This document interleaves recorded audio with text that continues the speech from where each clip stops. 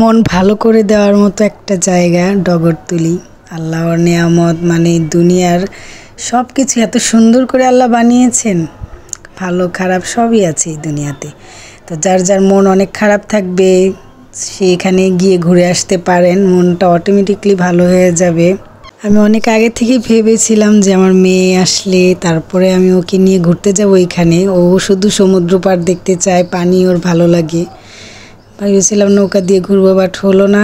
এর আগেই যে মানে হঠাৎ করে এই প্ল্যান, আমার বন্ধুর বাসায় খেতে গিয়েছিলাম, তো ওখান থেকেও বলছে যে ঘুরতে নিয়ে যাবে ডগরতুলি। তো চলে গেলাম সবার সাথে।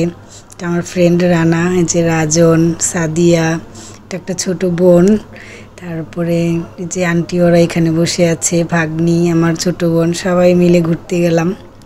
দেখেন মাশাআল্লাহ ভিউটা কি সুন্দর। এখানে আমি পোজ নিচ্ছিলাম, ভিডিও করছিলাম।